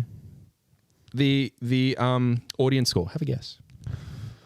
72. 91%. Oh, shit. That's got to be the best out of all of them, The people fucking love it. Oh, damn. Now, straight off the top... Just proves how fucking wrong critics are. Straight off the top, this was a good movie. Oh, it was a good movie. I think when we spoke about the trailer, we did hit that we more or less have seen the movie. Yes. Oh, more or less. In fairness, they could have not showed us the trailer and we pretty much could have guessed what was going to happen. Oh, yeah, that's true. Now, but it was a good movie. Yeah, I really enjoyed it. Favorite thing about this movie, like we're not going to do a play-by-play of it. No. You've seen the movie. Monsters fight each other. Another monster comes in. They fight that monster. Hey, that's the movie. Sorry. That's the movie. But this one, I love the time spent with humans versus the time spent with monsters. Yes. They have nailed it in this movie. 100%. Which is what the issue all the Michael Bay Transformers always had, issue the first Godzillas and all that kind of stuff had, was they spent a lot of time with a lot of different human characters and fuck all with the monsters. Now, it worked in the first Godzilla and it works in like Godzilla -1 and all that kind of stuff because that's the heart of the movie, is the people scared of this giant monster because the monster's a baddie in that movie. Yeah. And then we've through the American Godzilla franchise, Godzilla's become the hero. Exactly, he's become the hero. Kong has become the hero. But they've also become like the whereas before it was a title of the movie, the focus, as you said, was the people. But now the focus is and should be on them, as you said, as the heroes. Last movie, Godzilla vs. Kong, it struggled with spending too much time with the humans. Like you had Millie Bobby Brown, so you had to spend a fuckload of time with her because she would have cost a fortune. Yeah. And then like just all the different human arcs that were all over the world and stuff. It was too much, and you didn't get enough time spent with the monsters. It was hard to keep track of. Yeah. Whereas this one, there are 4 human characters. Yep. And for 90% of the movie, they are all together in one spot. And their main job is literally to give you some lore. Yeah. All they do is lore dump and give you the Ex Machina glove that Kong wears, which you've all seen. You've all seen in the trailer. It's the giant fucking bumblebee glove. So, what if we're talking about the movie? As we said, we won't go through hit points, the plot points and whatnot. But I would have loved to have seen Scar King when he went to the what's it called? The Hollow Earth. Sorry. We'll do this because it hasn't been what was the rule that we got for, like 6 weeks? 6 weeks, some shit. Yeah. Fuck off. Right, dickhead. Anywho, I'm pretty sure it's still within your fucking 3 weeks. Anyway, it is. I'm pretty sure it is. Yes. So yeah, when they Big spoiler warnings. When they go to Hollow Earth, the Hollow Earth outpost, because that's where the Ex Machina glove is, right? Yes. Although I sort of hated the fact that it was just ready to go. Yeah. Like that was there magically. How convenient! Like it was because it was getting close to the end of the movie. I'm like, they're just going to put this fucking glove on him. It's just going to turn up. And it did. Yeah. I would have loved, and I think it would have been a better storyline if Scar King found it. Oh yeah, Scar King. I think that would have been sick because the Scar King fucks up the outpost at some point in time. I think that would have been great. Whether he worked out how to use it or not, I just think that it would have been great for him to sort of find it and have it, so to speak. Yeah. And the trailer, for those people like we were wondering, we were talking about the Godzillas. The Godzillas. Zzz being the key part there. It's actually not 2 Godzillas. It's a Shimo. Yeah, it's a giant essentially an ice Godzilla. Yeah, pretty much. That walks on 4. It's an ice dinosaur. Four legs. It's got the same features. It's got the same like spine. The face is similar, except a little more but beaky. It's more a dinosaur than a lizard. Yeah, 100%. I really liked that. Yeah, and Scar King had the ice thing that controlled, like it hurt him, so essentially he controlled it. Yeah, exactly. Which worked really well with the whole lore setup and stuff. Yeah, that the humans were doing with the tribe that they find in Hollow Earth and all that kind of stuff. The EY. Yeah. The one thing I didn't like about fucking Shimo is that for a time they made it that wherever she stepped, everything turned to ice. Yes. I was kind of like... I thought that same thing as well. Why are you doing that? Yeah. But then it doesn't do it later on. Because it doesn't do it later on. And also Scar King would be a fucking popsicle because it's riding on its back. Yep. Which means if it's emanating this like frost and whatnot, like it's not coming from its foot. I think it was just cool factor. It was 100% cool factor. And yes, it was cool. But fuck, I'm just like... Why did you have to do that? Yeah, it was just cool factor. It was still cool having the fucking Scar King riding on the back of a fucking 4-legged Godzilla. I mean, and also one of the other things that people need to realize going into this movie, if you're not a fan of Kong, you're probably not going to like this movie. No, this movie could have been called Kong. Although Godzilla's name is first, this is a Kong movie. Essentially, Kong's lonely. He wants to find monkeys. He finds more monkeys in Hollow Earth within Hollow Earth. And Subterranean Earth. Yeah, Hollow Earth within Hollow Earth. Yeah. And he finds some more monkeys, but they're all bad monkeys that were sealed away by Godzilla. Well, not all bad. Oh, not all bad. You've got a little mini monkey who's not bad. Well, no. Because essentially they're... because they're more or less Scar King's subjects. Yeah, so they're subjects. Because you've got Scar King, you've got his little... Guards. He's got his posse, where that's typically how it goes. You get the leader. The leader's got his guards who are his posse who are like, oh yeah, go Scar King. And then you got everyone else who's like, well, he's bossing us around. We've got nothing to do. Because you can see that they're all like pushing... Scared of him. Yeah, they're scared of him. They're pushing rocks around for him. And that's like Kong's introduction to him. He's just like, hey, give me a hand. I'll help you out, bro. But essentially, they're... In the lore dump we get, they're sealed away by Godzilla. Yes. In the subterranean Earth kind of thing, because they were bad, and they tried to, because the intent is that Scar King wants to rule above world. And Kongs are the protectors of people in the law. Yes. All the monkeys, whatever the fuck, the apes, whatever they're called. Yeah. And Kong's like, and Godzilla's like, Because if they went above, they wouldn't just threaten the people; they would threaten the threatened nature. Yeah. And because the idea is that Godzilla is a protector of nature, he's balanced, and Kong is the protector of people, or something along those lines. Anyway, yeah. Godzilla was essentially balance. He was balance of Earth. Mm. Like he's there to make sure the Earth stays safe. Yeah, yeah. Essentially, but yeah, good fun. The fights are awesome. Godzilla's suddenly a bit more of a runner than he has been in previous films. Watching through it, I don't think he had much running at the start. No, it's more. I think they did once he gets bumped up with his fucking pink power. Yeah, I think that was. Which he steals from another Titan, which I thought was good. Yeah, I thought, well, not just the other Titan. He steals it from the Titan's lair. Yeah. Because he more or less goes into that Collects lair. Power from the sun or something. Either way, it's radiation. Yeah, Tiamat, it's this power from the sun or something. Yeah. He kills Tiamat and steals it. Yep. Which was it was good. It was really well done. It was fun. I loved how Godzilla was chilling out in the Coliseum. Oh yeah, that was I loved how it ended there. It curls up, goes back, curls. Yeah, because like while that's happening, he's hanging out, just having a fucking nap in the Coliseum, because you've got all the people from Rome. They're calling up Monarch, going, "Fucking get rid of him! What's going on? Like, fucking come get him and take him away." It's like, he's a fucking giant lizard. He ain't going anywhere. The Kiwi chick. Yeah. One of the things I love is how destructive the Titans are. And it's like, it's non-apologetic how destructive they are. Because it's not relevant to what they're doing. Yeah. It's really, really well done. Like, and they don't show it.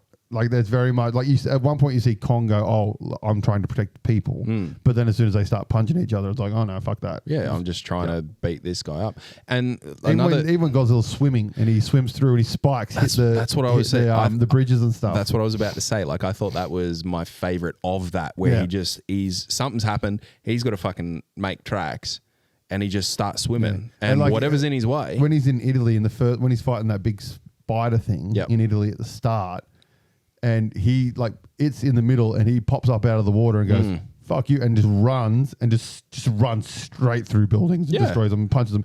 But then I like that after he kills it, he walks out via the canal. Yes. So he doesn't walk back through buildings and destroys buildings or anything. He walks out via the canal and doesn't destroy anything else. Yeah. And it's kind of like, it's that, yes, we're friends with the humans, but I got a priority. Yeah, I got to fuck this Titan up. Yeah. Which I like that. But it was great. I loved Kong getting his tooth fixed. Oh, yes. And because when I first seen it happen, I'm like, what are they doing that for? Yeah, it was a bit stupid, but then it actually came back in the story. Exactly. It came back. It was an opportunity for Scar King to laugh at him. And I thought, no, you know what? That's fair. I'll give you that. That was good. That was good. And the laugh from Scar King, like, again, that was awesome. Just that ape, like, like, he was like, fuck yeah, that's awesome. I also love Scar King's roar. Yes. It had that, like that digit, like, scream to it that all the other Titans have, whereas Kong doesn't. He's like full ape scream. Yeah, exactly. No, it was really, really good, really sweet. I mean, the comedic factor through the whole thing, those little one-liners and touches and whatnot, that was awesome. Really, really well done. As I said, the way that he got his power arm or the power fist, I thought that was kind of like, why did we do that? Like, there could have been so many other ways that could have been brought into it. The fights, as you said, are incredible. When I really liked the way that when Godzilla's up, he's powering up because he knows something's going wrong. And then Kong goes up to get him. More or less, they've set through the whole thing that Godzilla and Kong, they understand each other in that your hollow earth hole's sort out up above. So when he goes up there, and then Godzilla's just charging at him, and Kong's just like, no. We got to jump in the hole, man. We got to jump in the hole. Come on. And then just gets fucked up. But like he punches him a bit, and Godzilla's knocked out and he just starts dragging him. And Godzilla's like, no, bro. No, you're not a fucking dragon. I'm going to punch you. Yeah, that And was... they just destroy 2 pyramids. Yeah, destroy the pyramid's gone. pyramids. The fucking town's getting fucked up a little bit more. And then it comes into the big bit of Mothra's back. Yeah. I think they could have done this better. Yeah, it was a bit kind of, oops, we killed Mothra. We shouldn't have. I think it would have been better if because at the end of one of them, you've seen that there was an egg. So there was an egg that was... Yeah, Mothra coming back. I think it's good that Mothra was back. Yeah. I think from a lore perspective, because I read into it a little bit as to like Mothra's back, should she be? Why? Yes, she can be, because the idea of Mothra is that it's an entity. So when Mothra more or less lays eggs and whatnot, then her memories via, however, are sort of it's a continuation. So it's an entity with a continuation type thing. So I thought, you know what, that's sweet. Which means you had the eggs or the egg at the end of one of the other ones, sort of use that as the sort of the trigger point rather than just the kid climbs a fucking vertical pyramid and of light and Mothra turns up. Yep. I mean, everything else to do with like the Eway tribe and whatnot was awesome. Like the whole gravitational pieces and whatnot. The Eway people, I don't know the actual name through the lore, but I know that they are a tribe that is used through Godzilla stories in different facets and whatnot. I mean, in all honesty, Mothra didn't need to be in the movie. The only reason She Mothra kind of was there... She blocks the pyramids off, which have those 2 portals. That's really all she did. I think the 2 things that she did was, one... it convinces Godzilla to come down. Yeah. And 2, because Godzilla and Kong both go up, somebody needed to be down. True. But other than that, you're right. Like she didn't need to be there. Oh, and the other thing was just that connection of the young girl Gia to the Eway tribe. Like that, it almost kind of closed the loop there and gave her needing to go there because she's hearing the tribe's call. It gave that a close, so to speak, but it just not. I think if there was an egg there and there was a portrayal of that sort of hatching and evolving and whatnot, I think that would have been better.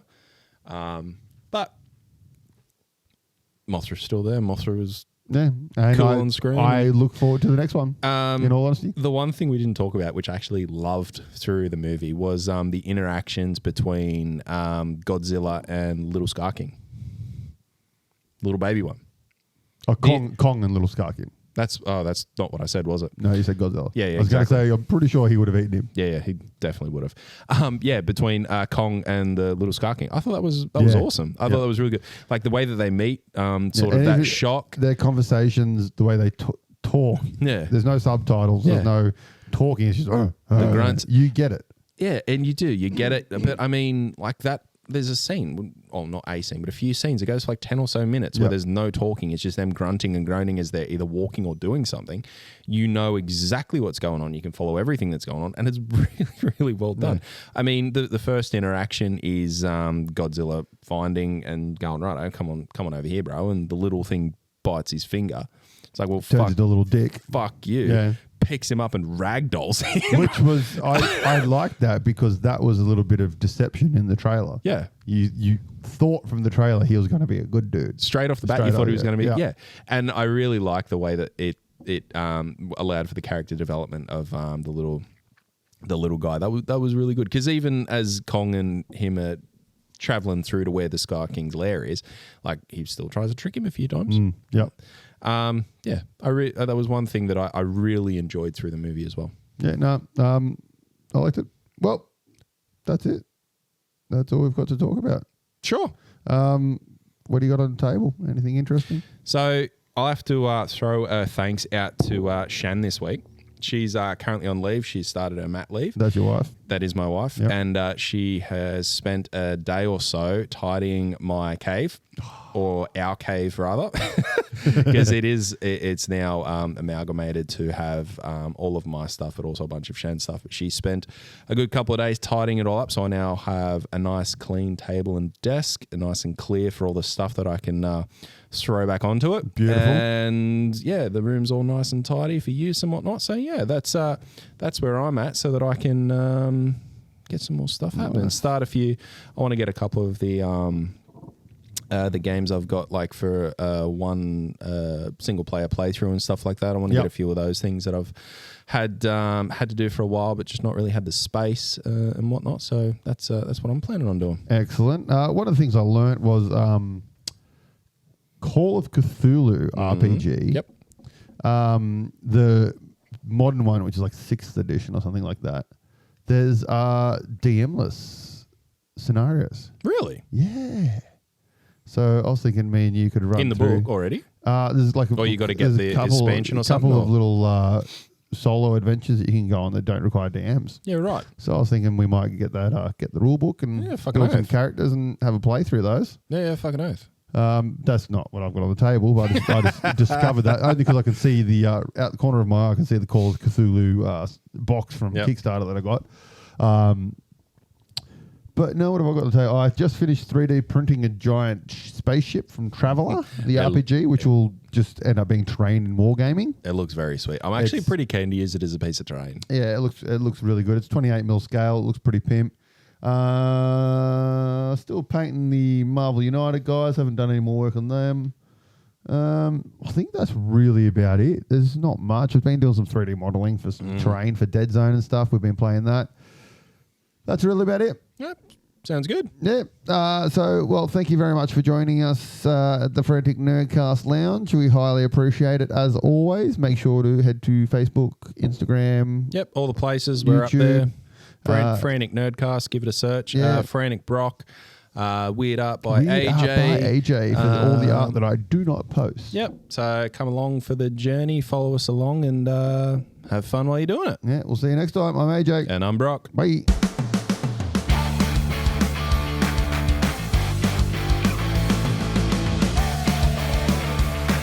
Frantic Nerdcast, hosted by AJ and Brock, talking about all the nerdy things that you want to hear about. Let's get into it.